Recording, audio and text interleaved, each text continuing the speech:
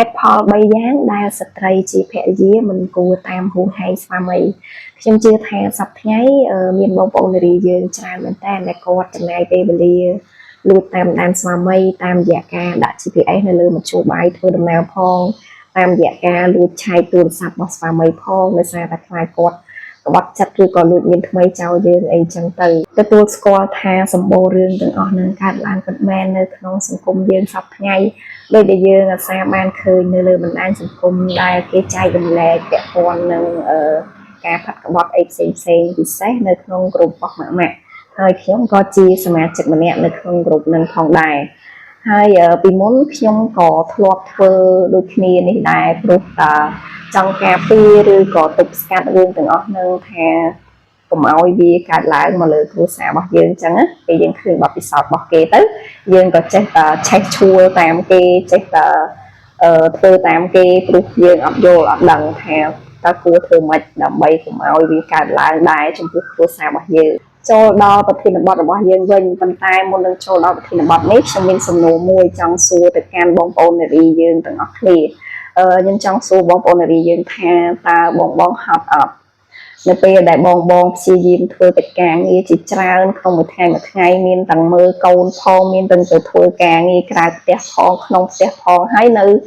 ចំណាយពេលវេលាតាមដានស្វាមីទៀតតើបងហត់អត់នេះជាសំណួរមួយដែលខ្ញុំសួរមកកាន់ខ្លួនឯងកាលពីមុនទើបខ្ញុំអាចរកឃើញចម្លើយយកមកចែករំលែកជូនបងប្អូននារីទាំងអស់គ្នានៅថ្ងៃនេះបើសិនបើបងប្អូននារីទាំងអស់គ្នាឆ្លើយថាហត់សូមស្ដាប់វីដេអូមួយនេះរហូតដល់ចប់ហើយកុំភ្លេចជួយចុច like និងជួយចុច follow page ក៏ដូចជា subscribe channel YouTube របស់ខ្ញុំម្នាក់មួយផងអញ្ចឹង3ចំណុចដែលស្ត្រីជាភរិយាមិនគួរតាមហួងហែងស្វាមីគឺទី1ធ្វើឲ្យបាត់បង់តម្លៃផ្ទាល់ខ្លួនរបស់យើង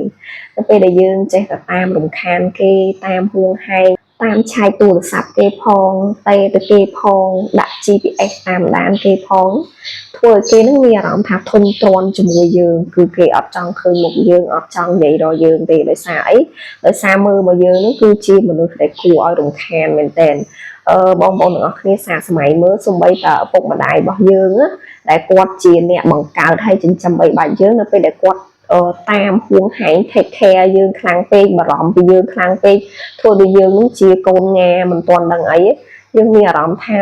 uncomfortable យើងអត់មានផាសុកភាពយើងមានអារម្មណ៍ថាគួរឲ្យរំខានអញ្ចឹងចុះតម្រាំតែយើងហើយនឹងស្វាមីរបស់យើងគាត់គឺជាអ្នកដតីសុខសាន្តពេលខ្លះគាត់អត់ចង់ខូចម៉ានទេប៉ុន្តែគាត់ចង់ដឹងយើងគាត់ចង់ដឹងថាជំរឿពេលគាត់ធ្វើអញ្ចឹងតែយើងធ្វើអីគាត់បានចំណុចទី2បាត់បង់ភាពជាខ្លួនឯងគ្មានភាពជឿជាក់លើខ្លួនឯងនៅពេលដែលយើងស្រឡាញ់បារម្ភហួងហែងពីគេខ្លាំងពេកដោយសារតែយើងខ្លាចបាត់បង់គេរហូតដល់យើងភ្លេចមើលថែខ្លួនឯងទាំងផ្លូវចិត្តផ្លូវកាយធ្វើឲ្យយើងគ្មានទំនុកចិត្តគ្មានភាពជឿជាក់លើខ្លួនឯង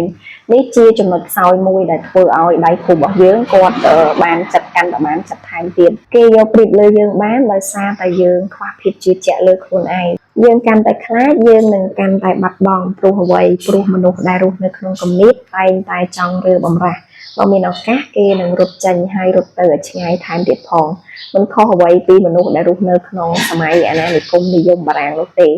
មានអ្នកណាគេចង់រស់នៅក្រោមការបង្គាប់បញ្ជាឬក៏ការធ្វើទុកបុកម្នេញពីនរណាឡើយបើគេមិនពេញចិត្តហើយគ្មានអ្វីខាត់គេជាប់នោះទេកុំថាឡើយកូនពេលខ្លះសំបីតែជីវិតរបស់គេក៏គេអាចលះបង់បានដែរដើម្បីតែអាចគិតចេញពីយើងបានចំណុចទី3ខាតពេលវេលាខាតទាំងសុខភាពខាតទាំងអាយុ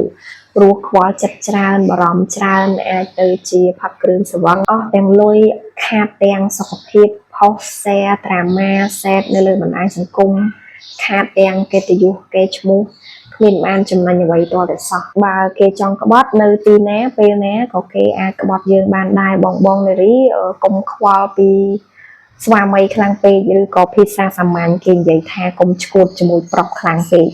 ងាកមកបដោតជាមួយខ្លួនឯងចាប់អារម្មណ៍ជាមួយខ្លួនឯងស្រឡាញ់ខ្លួនឯងឲ្យច្រើននោះស្វាមីឬក៏ដៃគូរបស់យើងនឹងងាកមកចាប់អារម្មណ៍ជាមួយយើងវិញព្រោះថាធម្មជាតិរបស់បុរសមិនចូលចិត្តឲ្យគេតាមគាត់នោះទេតែគាត់ចូលចិត្តតាមគេវិញនៅពេលដែលយើងចាប់ផ្ដើមបដោតលើខ្លួនឯងស្រឡាញ់ខ្លួនឯងមើលថែខ្លួនឯងបានល្អដោយការផ្លាស់ប្ដូរអាកប្បកិរិយាចំពោះខ្លួនឯង គ្រប់នឹងផ្ដល់តម្លៃដល់ខ្លួនឯងដោយការរៀនគ្រប់គ្រងអភិវឌ្ឍសមត្ថភាពខ្លួនឯងផ្ដោតលើគោលដៅការរកចំណូលនិងរឿងមានប្រយោជន៍ដូចជាការថែទាំអប់រំកូនការរៀនជំនាញថ្មីឬក៏ការរៀបចំផ្ទះសម្បែងឲ្យមានរបៀបរៀបរយជាដើមហើយយើងក៏ប្រែជាឈប់រករឿងរញ៉េរញ៉ៃសាំញ៉ាំជាមួយស្វាមីរបស់យើងពេលនោះដៃគូរបស់យើងគាត់ប្រកាសជាចម្លើយក្នុងចិត្តហើយចាប់ផ្ដើមតាមមើលយើងវិញព្រោះបរោះចង់បាននារីដែលមានភាពវៃឆ្លាតនារីដែលចេះស្រឡាញ់ខ្លួនឯងស្គាល់ពីតម្លៃខ្លួនឯងជឿជាក់លើខ្លួនឯងនិងចេះធ្វើឲ្យខ្លួនឯងរីករាយទើបអាចចែករំលែកភាពរីករាយនោះទៅកាន់គ្រួសារទាំងមូលបានដូច្នេះប្រសិនបើស្វាមីឬក៏ដៃគូរបស់យើងគាត់មានលក្ខណៈជាបរិសុទ្ធណាគាត់នឹងចាប់ផ្ដើមផ្លាស់ប្ដូរខ្លួនឯងដែរដើម្បីឲ្យសមស្របជាមួយនឹងលក្ខណៈរបស់យើងប៉ុន្តែបើយើងធ្វើបានល្អគ្រប់យ៉ាងហើយគាត់នៅតែមិនខ្វល់នឹងលួចក្បត់ចិត្តយើងទៀតបណ្ដោយតាមធម្មជាតិទៅរៀនទទួលស្គាល់ថាយើងមិនអាចគ្រប់គ្រងអ្វីគ្រប់យ៉ាងបាននោះទេយើងអាចពិចារណាដកគាត់ចេញពីជីវិតបានបើយើងហើយនឹងគាត់ខុសគ្នាឆ្ងាយខ្លាំងពេកសំខាន់យើងសួរខ្លួនឯងតែយើងបានផ្លាស់ប្ដូរខ្លួនឯងពិតប្រាកដហើយឬនៅកុំចង់បដូរគេមុនបដូរខ្លួនឯងភាពជាគំរូមានតម្លៃជាងដំបូងមានរាប់លានឃ្លាទៅទៀតបើយើងធ្វើខ្លួនជាមនុស្សបែបណាយើងនឹងតាក់ទាញបាននៅមនុស្សបែបនោះចូលមកក្នុងជីវិតរបស់យើងបើអ្នកនៅក្បែរខ្លួនយើងមានលក្ខណៈមិនដូចជាយើងវាក៏នឹងរុញចេញពីយើងដូចគ្នាទាំងនេះជាបទពិសោធន៍ខ្លះៗផ្ទាល់ខ្លួនរបស់ខ្ញុំវាអាចមិនត្រូវទៅតាមស្ថានភាពរបស់បងប្អូននារីយើងមួយចំនួននោះទេប៉ុន្តែខ្ញុំសង្ឃឹមថាអត្ថបទមួយនេះនឹងបានជាគំនិតពិចារណាដល់បងប្អូននារីឲ្យងាកមកចាប់អារម្មណ៍ជាមួយខ្លួនឯងស្រឡាញ់ខ្លួនឯងតាមរកខ្លួនឯងជាជាងតាមស្វែងរកអ្នកដទៃប្រសិនបើបងប្អូននារីយើងមានបទពិសោធន៍ផ្សេងទៀតអាចចូលរួមចែករំលែកជាមួយខ្ញុំបានតាមរយៈការ comment នៅខាងក្រោមវីដេអូនេះសូមអរគុណបងប្អូនទាំងអស់គ្នាចំពោះការចំណាយពេលវេលាដ៏មានតម្លៃទស្សនាវីដេអូមួយនេះតាំងពីដើមរហូតដល់ចប់